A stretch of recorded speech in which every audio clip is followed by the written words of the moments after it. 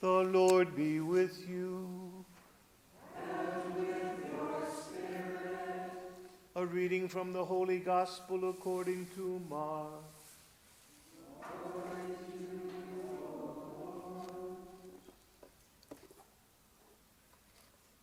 A leper came to Jesus and, kneeling down, begged him and said, "If you wish, you can make me clean." Moved with pity, Jesus stretched out his hand, touched him, and said to him, "I do will it. Be made clean." The leprosy left him immediately, and he was made clean. Then, warning him sternly, he dismissed him at once. He said to him, "See that you tell no one anything, but go show yourself to the priest and offer for your cleansing what Moses prescribed. That will be proof for them." The man went away and began to publicize the whole matter. He spread the report abroad so that it was impossible for Jesus to enter a town openly. He remained outside in deserted places, and people kept coming to him from everywhere. The Gospel of the Lord. Praise to you, Lord Jesus Christ.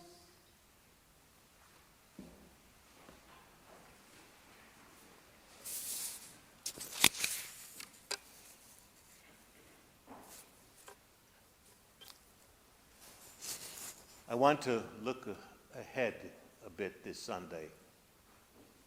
Not too far ahead, just to next Wednesday, to Ash Wednesday. As you know, that begins a very special 40-day period in the life of the Catholic community, or at least it should. And I want to begin by telling the story of a woman who herself tells of a time that she was feeling alienated from the church. Her local pastor was an elderly priest who terrified parishioners.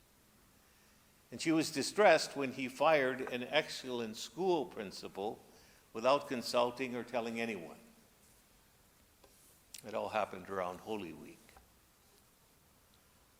And with all that, she just couldn't bring herself to go to her parish church. So she and her family spent the Triduum, Holy Thursday, Good Friday, and Holy Saturday at a Benedictine monastery. Without the ever-present tyrannies of the TV, smartphones, noise, and shopping, it turned out to be a transformative experience.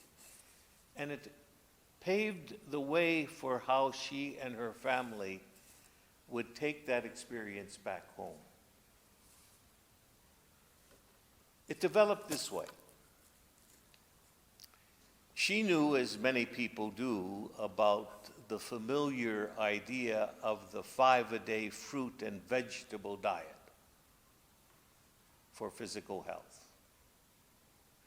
And as a doctor, she was also familiar with the 5-a-day mental health program, being physically active, connecting with others, taking time to notice our surroundings, learning something new, and giving to our neighbors and community.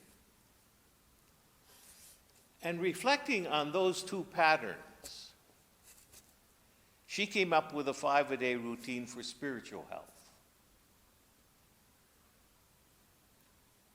And they are prayer, spiritual reading, silence, giving to others,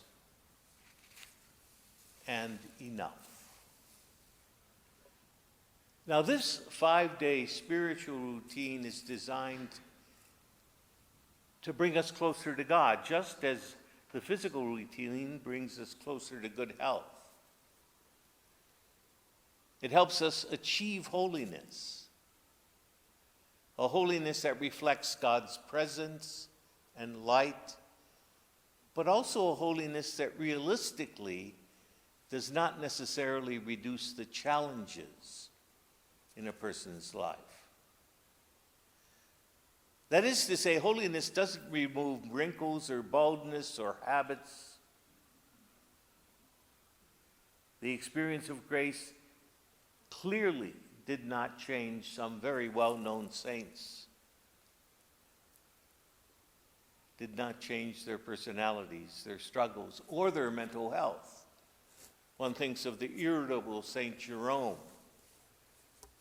or the depressed Mother Teresa, or St. Francis de Sales, who had difficulty controlling his temper, as when he pitched his manservant out a second-story window. But their holiness ultimately blessed others.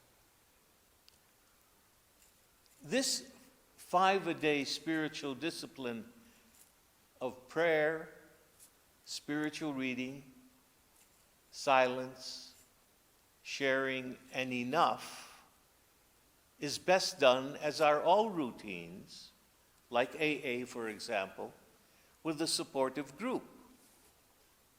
Which means that people who are serious about their spiritual lives connect for mutual support. They come together from time to time. For example, they may go on a day of reflection or a retreat together. They may claim a holy space, going to Mass, sending an email reminder or a prayer to one another. Some say the Our Father at the same time every day, knowing that others are doing the same. I know a woman who gathers online regularly with hundreds of others around the country in a circle of healing prayer for specific individuals. These are people who enter a special, sacred, and silent space by turning off the cell phone and the TV and the radio for a spell. And they do that deliberately and regularly. The point is that just as a 5-a-day fruit and vegetable routine steps back from the ever-present fast food diet that has produced an obese nation and instead promotes physical health, so a 5-a-day spiritual routine promotes spiritual health, spiritual insight, a spiritual landscape to work from. Prayer, spiritual reading, silence, giving to others, and enough. Let me say a word about the fifth element of our friend's 5-a-day spiritual program, which she called enough.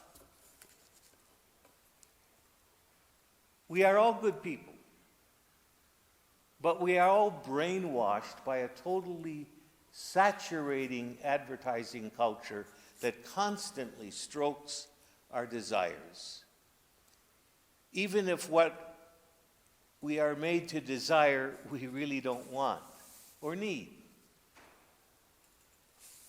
She was called to ask, and perhaps we should all ask as well, do I really need this?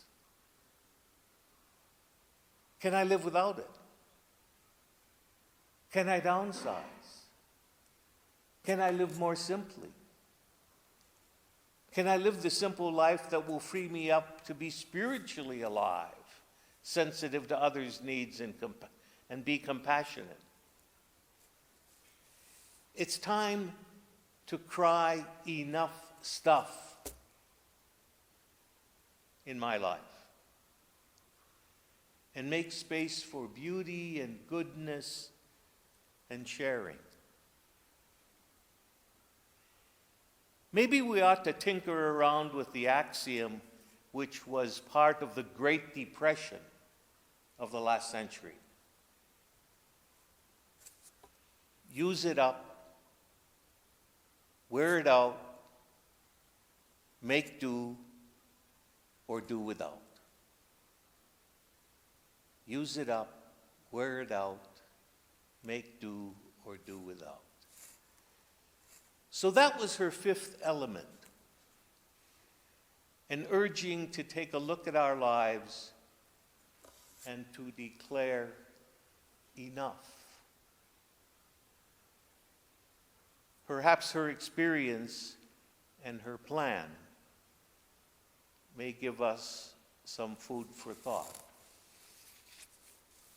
as Lent is about to begin.